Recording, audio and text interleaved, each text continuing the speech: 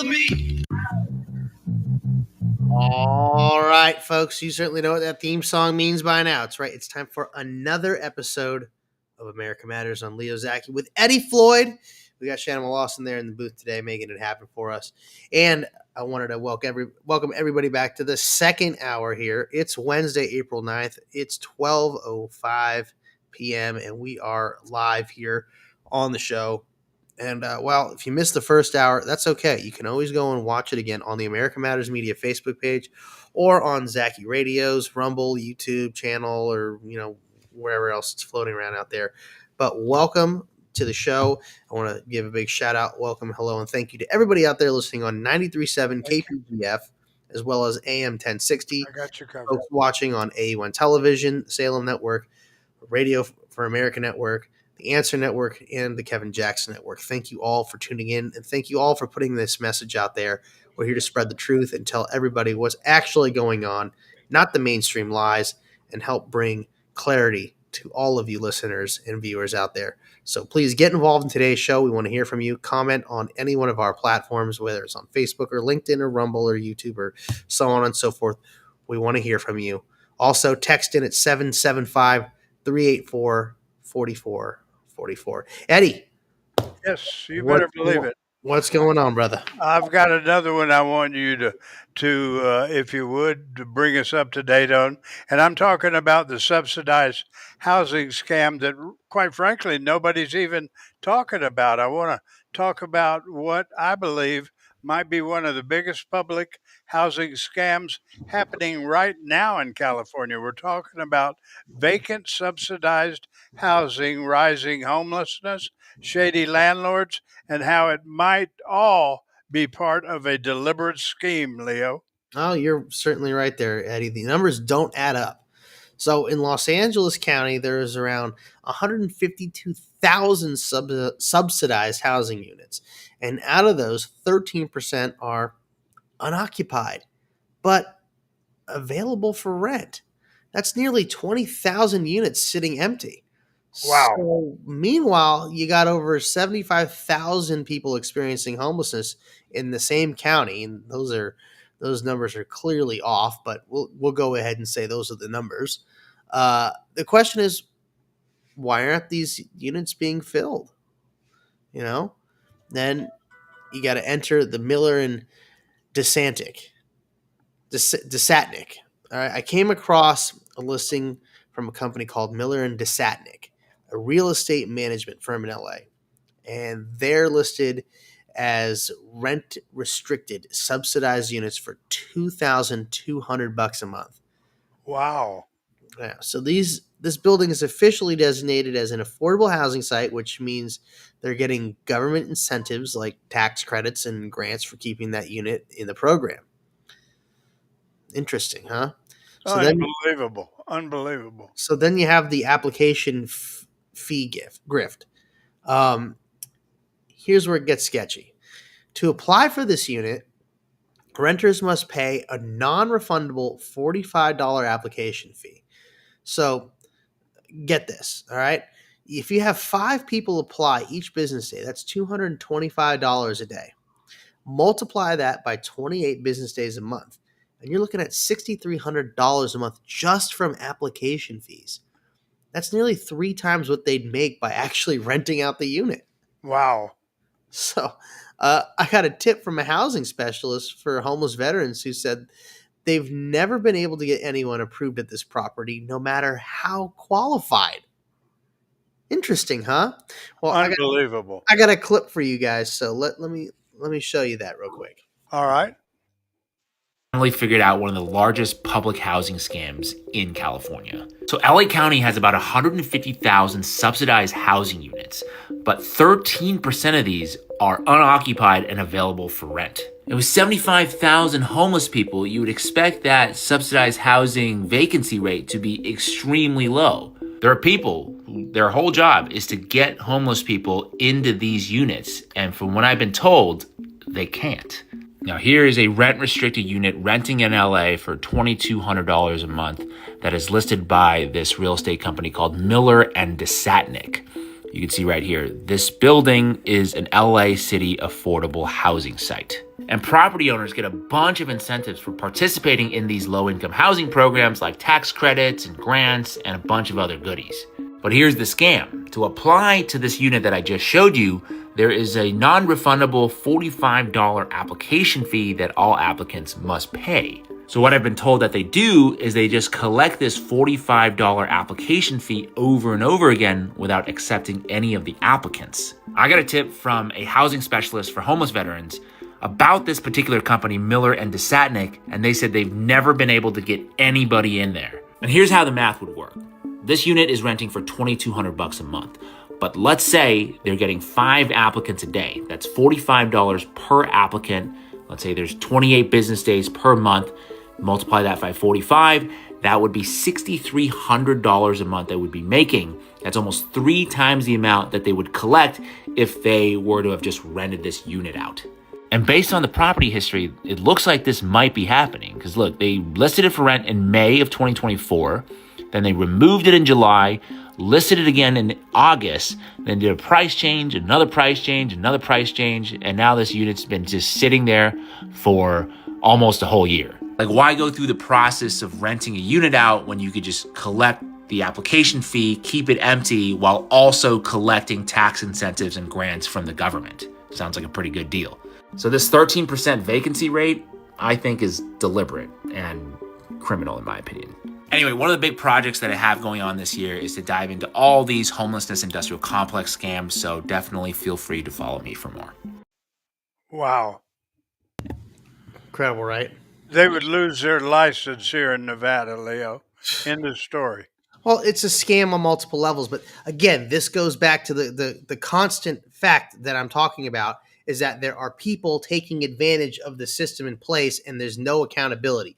Now, thank God we have investigative journalists out there that are waking people up and bringing attention to this. But the fact still stands is that our government, especially here in California, is so rife with fraud and the way that people are taking advantage of these they are all these wonderful sounding programs. We're going to help the homeless. We're going to put them in housing. We're going to do all these great things. And you have crooked people that come in and they know how to game the system. That's exactly what they're doing. They're gaming the system, enriching themselves. Nobody's getting the help, but they're certainly helping themselves to a hell of a lot of money. It's wrong. It needs to be exposed. And this is the problem with the nanny state. This is the problem with a woke progressive government that just hands out money in the tens and hundreds of millions, blindly throwing it out there, all because it feels good. We're going to do the right thing. There's no oversight. There's no accountability. This is the waste it leads to. This is the corruption. Enough is enough. Amen. Anyways, we got to take our first break here on the second hour of America Matters. I'm Leo Zacky with Eddie Floyd and Shannon Lawson. We'll be right back.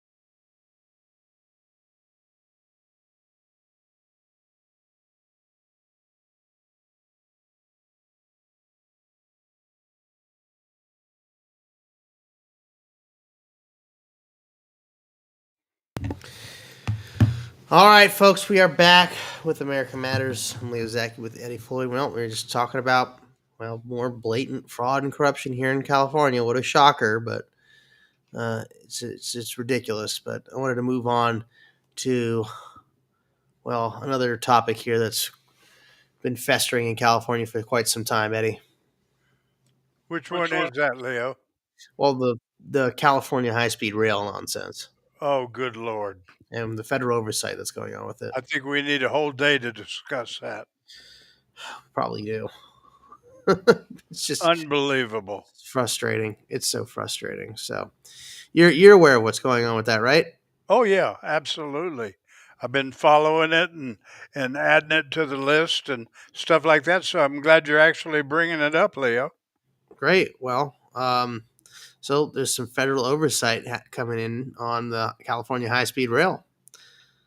The Secretary of Transportation has directed the Federal Railroad Administration to begin a compliance review on how nearly $4 billion in federal funding is being used by the California High-Speed Rail Authority. Wait a second. 4 billion with a B? Billion. Lord. Good Lord. Yeah. So this compliance review is currently underway, as confirmed by a statement from the Transportation Secretary, Sean P. Duffy. And, we got a clip here, number 6. I'll let that play for y'all. Okay. Thank you. I'm going to exercise my authority as the Secretary of Transportation. I'm going to direct the Federal Railroad Administration, or FRA, to initiate a compliance review of funding to the California High-Speed Rail Authority. This review is going to focus on that $4 billion, and it was for 2 construction projects as part of the Merced to Bakersfield construction. This is going to help determine whether billions of dollars in taxpayer money should remain committed to California's high-speed rail. And we're going to look at whether California high-speed rail has actually complied with the agreements that they've signed with the federal government. And we can't just say we're going to give money and then not hold states accountable to how they spend that money. Are they spending it per the agreements that they've made with the federal government? And I think as we looked over the last 4 weeks, 5 weeks, I think there's a demand by the American taxpayer to make sure their money is being spent well. Well, sounds like the federal government's actually getting their act together and holding us accountable, as they should. But sounds like we have a Department of Government Efficiency that would be kind of spurning this one on, wouldn't you say, Eddie? Absolutely, Leo. You hit the nail on the head again. Because let me ask you a question. Are the gentleman we just listened to, is he appointed or elected? The Secretary of Transportation, I believe, is appointed. Okay, that's what scares me. Anytime I hear appointed, I want to find out who appointed them and how they're involved. Pretty sure Donald Trump appointed this guy. Oh, okay. Makes me feel a lot better. So, but he's here to make sure that, the money's being spent properly because, we've been having this promise of this train, this bullet train, high-speed rail that's going to go from LA to San Francisco that actually only is going from Bakersfield to Merced. But it hasn't really been built in the last, how many years now? 17 they've been talking about this, if I'm not mistaken. Yeah, 17 or 18. Yeah. Yep. So, this was, once a $33 billion project expected to be completed by 2020. And it's now ballooned to over $100 billion, and large portions remain unfinished. And trust me, I'm driving up and down the 99 all the time, and they haven't done diddly squat when it comes to getting that project done. Yeah, they've built a couple of concrete overpasses outside of Fresno, but that's about it. I mean, not a whole lot. I mean, nothing's really getting done with that project, but you know what's happening? Really great farmland's being, just sucked up by the federal government, by the state government Right. for the project. So it's not getting used, and just money's being funneled into what? I see no results. No results. So Absolutely. the California High-Speed Rail Authority is found in breach of the agreement that with the federal government with the money they've gotten from there, and it's that funding's at risk.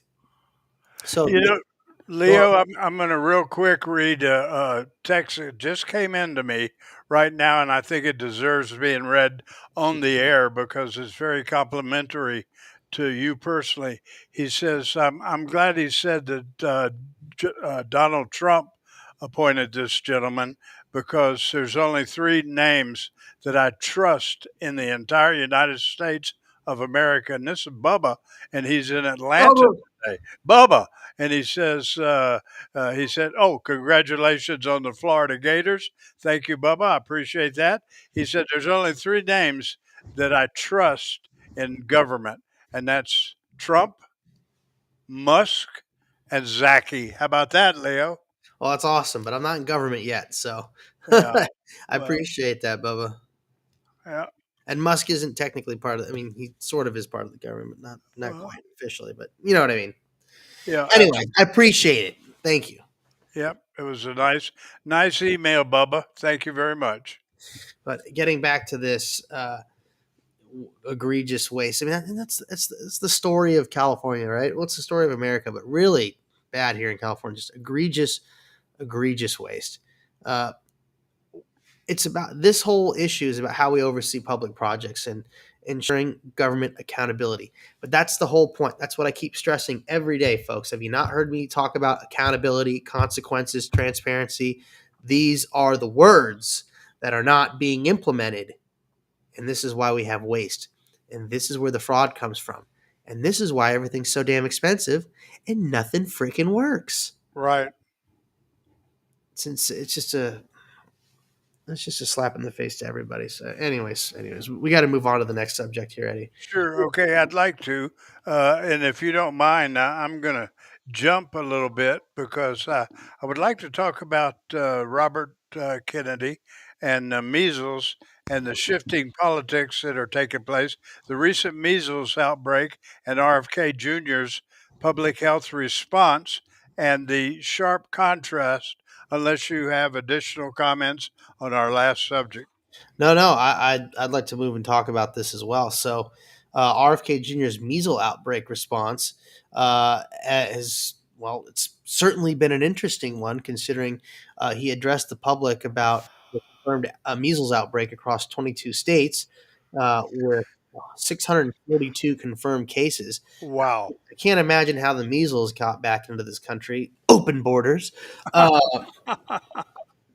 but that's apparently insensitive of me or something like that. Some other word. Anyways, he stated that in early March he deployed CDC teams to respond, sending vaccines and medical supplies to pharmacies and clinics, which is interesting considering he's been against the measles, mumps, and rubella vaccine, and now he's making it available. So Texas has been affected by this with nearly 500 cases. Again, open borders, prompting redeployment of the CDC and the resources there.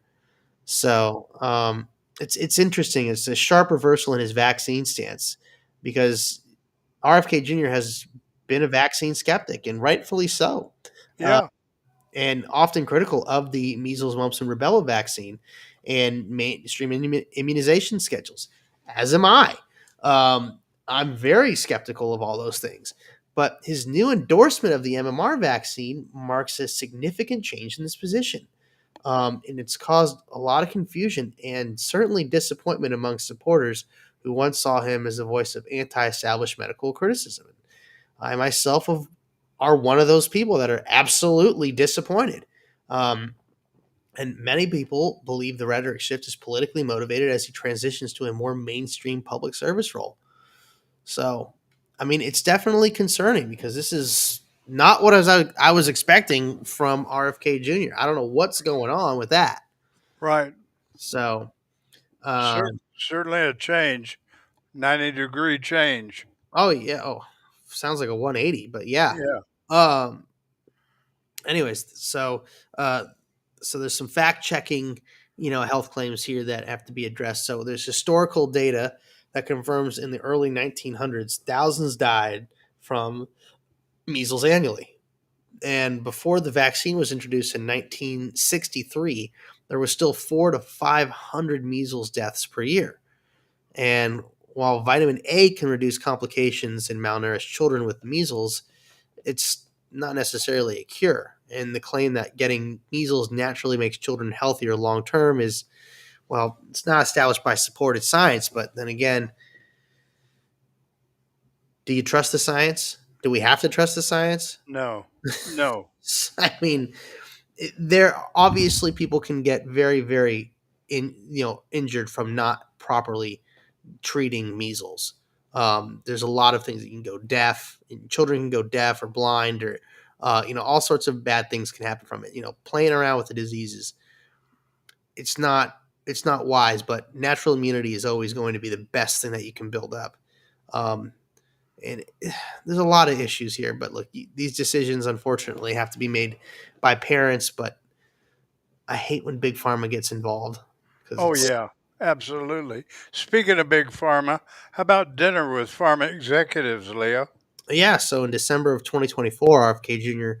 attended a private dinner at Mar-a-Lago hosted by Trump, and other attendees there were including the Pfizer CEO Albert Bourla, Eli Lilly, the CEO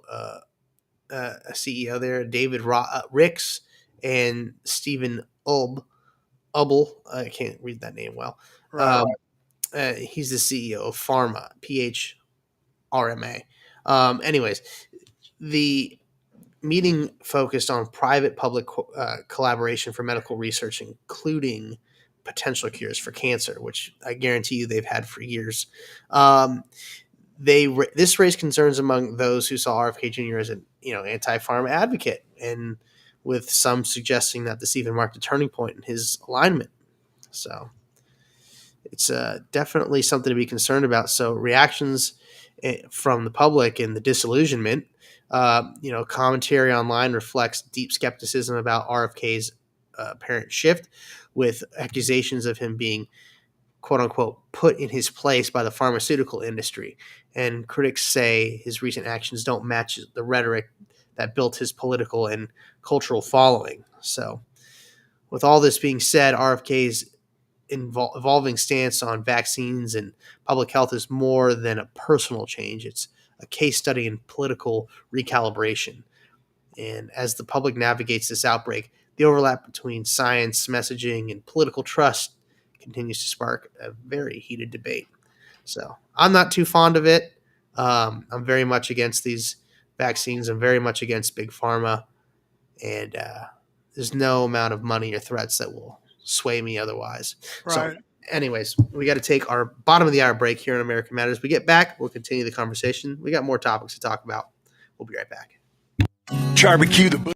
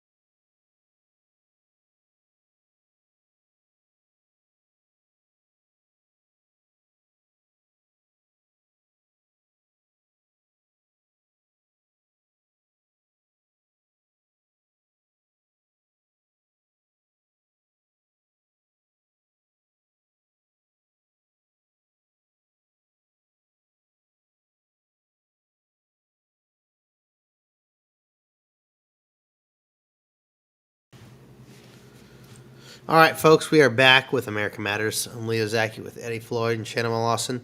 And, we got some more topics to move on to. Yeah, Eddie, if we could, Leo, let's go to the Huntington Beach voter ID law that was just upheld.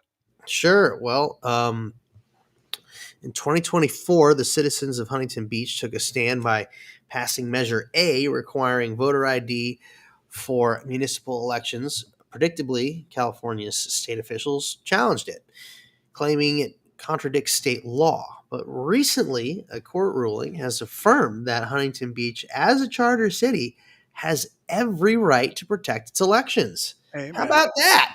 How Yeah, about that? Yeah. Bam. Hit him with the law. that's right.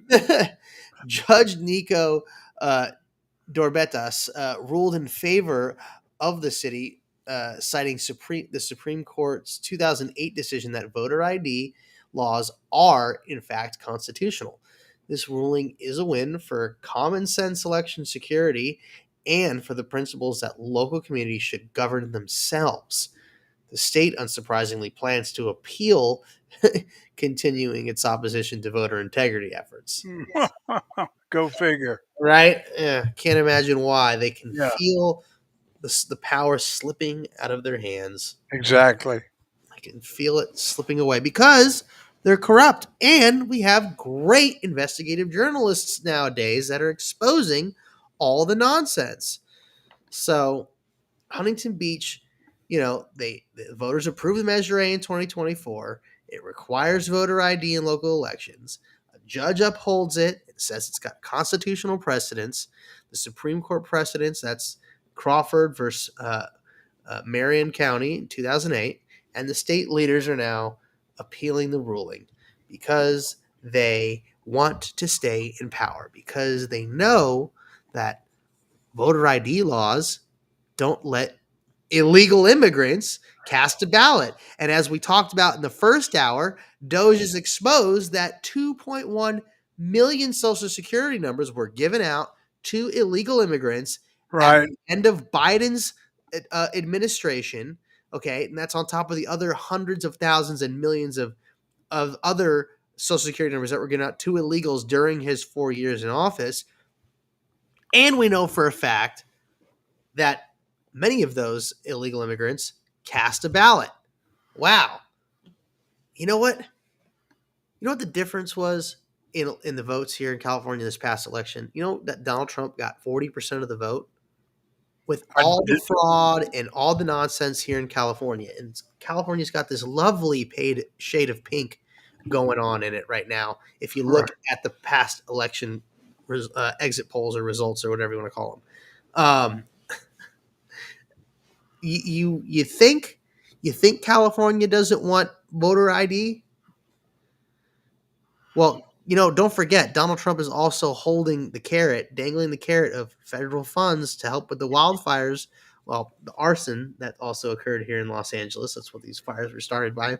Right. Arson and just, poor infrastructure. And you can thank the government for allowing poor infrastructure to persist because of environmental regulations. But I digress. So if California wants that money, guess what they got to do? Voter ID laws. Right. So it's a Mexican standoff, so to speak. Yeah, it truly is. let's if you don't mind, with any other Let's move on. Yeah, I'd like to go to unintended impact of LA's mansion tax, Leo. Oh, the mansion tax. Well, Measure ULA was marketed as a way to fund homelessness solutions, but we all see how the funding of homelessness solutions seems to go.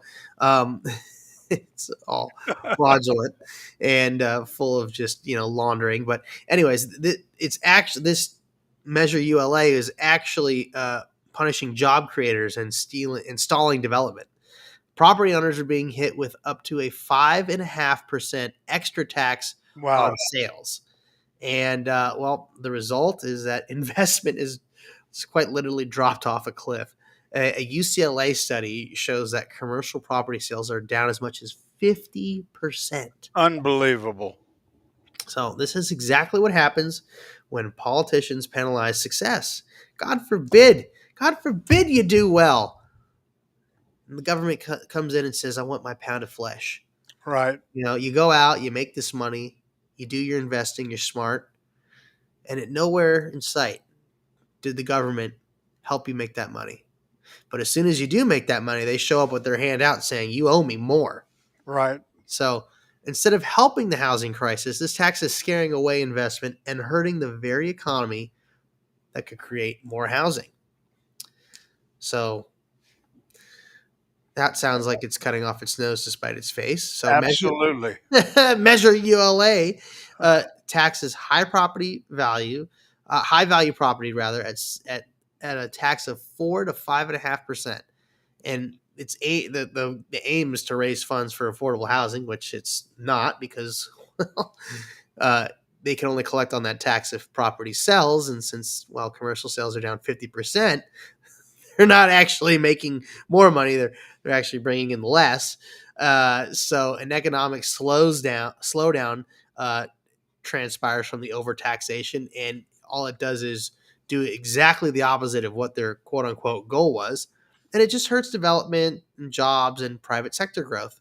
So, Amen. all Amen. wonderful things that are really looking out for we the people here in California. Exactly. More infinite wisdom from the bureaucrats from the bottomless pits of hell that don't know a damn thing about business or how any of this stuff works, because these idiots get in there with their feel-good nonsense and their woke progressive idealism and socialism, and they push this failed policy upon people, and all it does is make life get worse and more difficult and more expensive. Absolutely. Leo, let's move on to Pasadena tenants protected after the Eaton fire.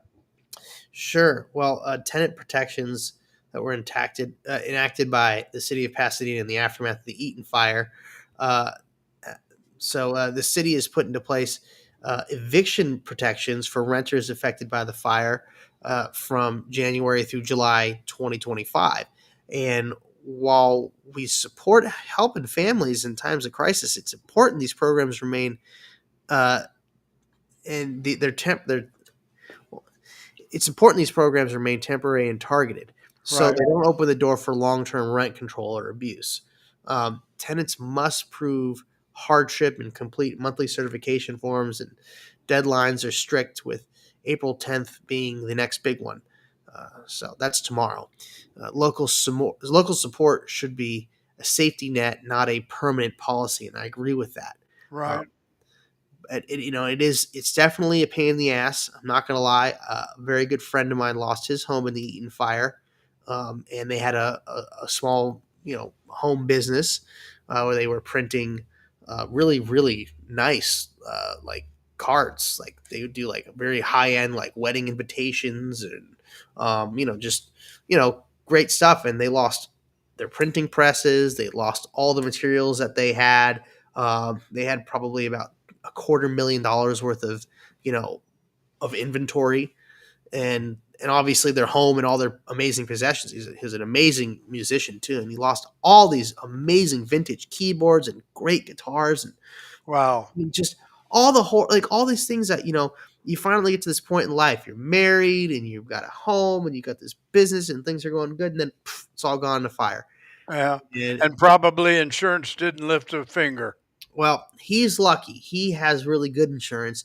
Good. But it's the going back and forth with the state and the nonsense that's going on with that, and the fact that he lost not just his home, but he lost his business because they were printing stuff and doing it out of the house. Wow. So now they're in this position where they're going from place to place, trying to get a roof over their head and get their lives back on track. But it's sure very difficult. So it's very important that these folks get the help. But it's more important that our state gets our act together and just cleans up this mess. And what he told me is that the Army Corps of Engineers is going to be doing the cleanup out there, and they only have 100 Army Corps engineers doing it. Wow. That's unbelievable. I don't understand why we don't have an entire, brigade or a company, at least a company, right? Just out there cleaning up. It's absurd. Absolutely. Let's get it all cleaned up. Let's get these lives back on track. But it's the bureaucracy, it's the red tape that's not allowing this to happen. And the longer we let the cleanup process take, the longer people are going to need to have these programs in place. The more they have to file paperwork, and it's just more bureaucratic bullcrap, and it's more people pushing paper and jobs, unnecessary, jobs being filled by bogus needs because we're not doing the simple thing, which is cleaning it the F up, all of Right. it. Right. Getting people's the permits they need to get their homes built again so they get their lives back on track. This shouldn't take a half a decade. Okay. This should take a couple of weeks, a couple of months.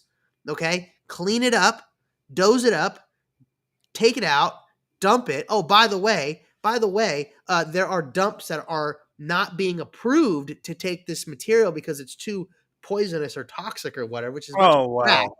It's a bunch of crap. They're going to go to the same waste sites that our garbage goes to, the same place that you throw dirty baby diapers and bags of dog crap, and cleaning and household cleaning products, the same dump that takes that, but you can't take the ash and the debris because the state is blocking that for environmental reasons. Are you out of your friggin' mind? Right. I mean, how are people supposed to get their lives back together when you have this bureaucratic bull crap? It's infuriating. And It's got to be. It's just infuriating because now we have to have this whole, we have to have those tenant, and it's fine. We should have these protections for people not getting evicted that are in temporary housing situations, but we wouldn't have to worry about this crap persisting if we just did the right thing and cleaned it up and got the people the permits. Right. So Absolutely. this is something that really pisses me off because it's affecting my hometown. It's affecting my friends, and it's just such egregious incompetence, and it should upset everybody. When we come back from this last break, I'd like you to discuss the Santa Monica Sears building transformed for education. Is that okay, Leo? Sure, we can talk about that. Okay, I appreciate it. All right, let's take that break.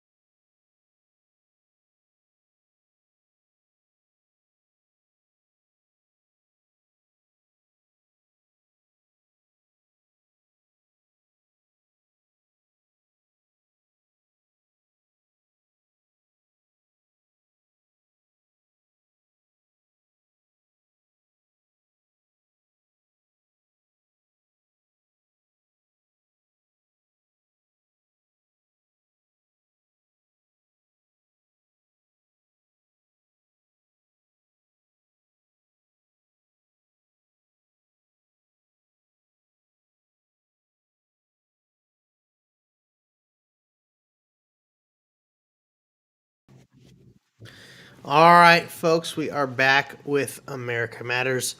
I'm Leo Zacky with Eddie Floyd and Shannon Lawson there today. And, you wanted to move on and discuss the Santa Monica Sears building? Yeah, I would, and then we'll move to our last topic if you don't mind. Sure, no problem. All right, so After some fire damage displaced students from Palisades Charter High School, the historic Sears building in Santa Monica is being repurposed into a temporary school. And it's kind of creative in a local solution rather than relying on massive bureaucratic programs, which we should not be doing. Uh, Right. it's just, this is a great local solution. It It shows how is. communities can adapt and rebuild on their own terms without the government. What a concept! I love it. I love Amazing what happens when you let we the people figure it the F out. it. Yep. Because the government sure knows how to F it the hell up. That's right. They do. Um, They put as much red tape in there as they possibly can. so Okay. How so about an overview of Trump's budget and well, tax plan? hold Okay. on, Eddie. Okay. I want to give credit where credit's due with this. So Sure. Cruz worked around the clock for 6 weeks, and classes are set to begin April 22nd, and the school plans to return. Wow. And so they got these kids. Wow, they got the kids back in the classroom. This is great because well, the parents saw what happened with you know, the at home over the internet nonsense during the scamdemic. So like they clearly don't want that again. So the Right. school plans and the school's getting ready to return to its original campus for the next academic year. I've been to the Palisades High school campus. I've seen the damage. It's bad. It's not wiped out, but there's definitely a hell of a lot of damage there. But Right. you know, they're efficient. They'll get it done, and those kids will be back there at the start of next year, which is great. So, Right. what a concept! Yep. Just What? keep the government out. Yeah. See what happens when you exactly, Eddie. See what happens when you just let people do it them damn selves. You know, Right. 99 times out of 100, if you give people the chance, they're going to make the right choice. I really believe that. I That's do why we too. have to shrink government, shrink the bureaucracy. Anyways, let's move on. Yeah. Overview of Trump's budget and tax plan, Leo. Yeah, so Trump's latest economic proposal includes over 5 trillion with a T dollars. Ooh. Yeah, but boom, trillion in tax cuts aimed at corporations, small businesses, and high earners, and just 4 billion with a B in proposed federal spending cuts, a figure many conservatives consider symbolic at best. The plan is designed to stimulate short-term economic growth, appeal to Trump's base by delivering on promises of lower taxes, Right. and set a legislative marker ahead of the 2026 midterms. So, what's the issue? Well, conservatives say the math doesn't add up and it could drive the national debt even higher. So, there is some Republican resistance in the House. A group of conservative House Republicans are resisting the plan, primarily from the Freedom Caucus. And names in leading the resistance would be Representative Lloyd Smucker from Pennsylvania, Representative David Schweikert from Arizona, Representative Chip Roy from Texas. And their core arguments are the spending cuts are nowhere near enough to offset the tax cuts, and the plan could widen the deficit by trillions over the next decade. And they want binding commitments to deeper budget reductions before voting yes, with Republicans holding a slim 220 to 213 majority. Even a 4 or 5 GOP defections could break and block this legislation from passing. So, Wow. but the role of the House Freedom Caucus, has long pushed for balanced budgets and aggressive federal spending reductions, and many of the members supported Trump in the past, but are now drawing a red line. And the internal debate reflects a deeper question: should the GOP continue pursuing supply side economics or pivot towards tighter fiscal control? Well, this moment may define how much influence fiscal conservatives have in a party increasingly shaped by Trump's populist agenda. So and you certainly have a unified Democratic opposition. The Democrats are united in their opposition to the bill, and their reasons for their resistance include a belief that the bill overwhelmingly favors wealthy and big businesses. And concerns are that the limited spending cuts will be taken from social programs like Medicare, education, and food assistance. And the frustration that the plan doesn't account for economic fallout from recent tariff battles, particularly with China. So, Democrats are arguing that the plan will increase income inequality while doing little to help middle-class working families. We'll see. I don't really trust them with economics. Do Right. you? No, I don't, Leo. I don't. I don't trust him at all. So, well, we'll see. We'll see what's going to transpire. So, Trump's response to this is, that he is still the dominant figure in the Republican Party and Right. he's fighting back. And Speaker Mike Johnson is also applying pressure, holding private meetings and floating tweaks to the bill to win over some of the critics. And, well, moderate Republicans are growing uneasy, caught between party loyalty and budget realities. Right. So, What do you think Mike Johnson is doing in the way of a job? Do you think he's doing a good job? um, I don't mean to put you on the spot, but that was a text that came in last night that I didn't get to yet. I really wanted Thomas Massey to be Speaker of the House. I'll leave it at Yeah, that. And I still that's a want good idea. That'd be a great idea. Thomas Massey to be Speaker of the House. Right. Mike Johnson's he's just kind of doing it just feels like a seat filler. I'm sorry. I'm not feeling wowed by his I don't blame you. in that chair. That's my take on it. Yeah. So, but that's me. So, I mean, look, there's a lot of things happening. We've certainly covered a hell of a lot today, haven't we, Eddie? Oh, unbelievable, Leo, and we haven't even been able to get to some of the text questions, but there's one. Oh, we got a little bit of time. Yeah, I want to get to a text question right now that I think is important because so many of them came in and they're all very complimentary to you, and they say, I want to get involved and I'd like to donate time, if not money. So how do we get a hold of Leo personally? Oh, wow. Well, thank you very much. I really appreciate that.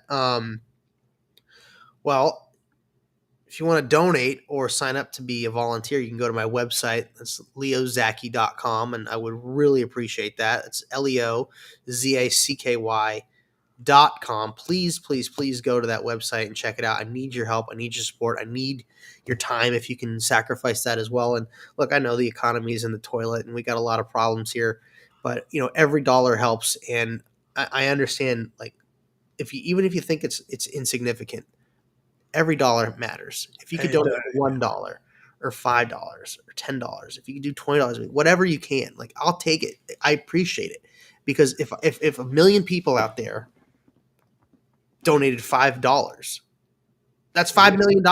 Amen. It's really, really simple, and that stuff is so important. Running a campaign takes a lot of money. There's a lot of moving parts, and it's not being wasted. I'm not wasting my money. I am running this as a very, very tight ship, and I have to, because I've only got what I have to work with. I'm not here to go bankrupt trying to save the state on a wing and a prayer. I need the support of the people. And when you guys give donations, it shows me that this is a fight worth being in. I have to stay in this fight, but I need your support to get there. I cannot do this all on my own. Sorry, I'm not hyper wealthy. You can thank California for destroying my family's business. That's why I'm in this fight, because it happened to me. It can happen to you. And the insanity that comes out of the state will go all over this country. So I'm asking not just for the help of Californians, but I'm asking for the help of everybody around the country. If you want to see this country turn around, it's going to start with taking back California. We can very easily do this. It is not a lost cause. This state has all the opportunity to be successful, and with the plans and the solutions that I have developed for the state of California, we will achieve those goals. We will bring prosperity to this state, and we will bring common sense back. It can happen, but it won't happen without your help. So please, if you can, find it in your heart to donate at leozacky.com. And please, please, if you have any opportunity to volunteer as well, more than happy to do that. Love to have you be a part of the team. We'll get you all the materials that you need to help support. Get you yard signs, get you flyers, get you palm cards, get you whatever you need. So please do that. Sign up on leozacky.com. The owner of this mall has said he would love to hold an event at his home in Palm Springs, in Palm Desert area. Well, we got to get him in touch with Deanne, my manager, and I did. Yeah, we are going to set that up, and we would love for folks to be there. I would totally agree with you. He's such a nice man, and as you know, probably one of the most conservative businessmen that I personally know, Leo. Yes, absolutely. Well, we've got about 50 seconds left. Is there one more question we can get to real quick? Yeah, real quick, Leo, and it's a simple question. They said if we want to donate our time, what's the biggest thing we could do that would help you become governor? We want you, Leo Zacky. Um, if you're in California, Yep. probably door knocking and canvassing, and just telling folks about me. I mean, word of mouth is the best sales pitch that anybody can do, and just add me on the social medias at Leo S Zacky, LeoSZacky. Add me on there. Like and share all of my posts, please. I'm putting out content daily. It's really great stuff. So with that, I want to thank everybody for joining us today on America Matters. Thank you, Eddie. Thank you, Shanimal. And thank you, everybody out there. We'll see all of you tomorrow at 11 a.m. 11 a.m.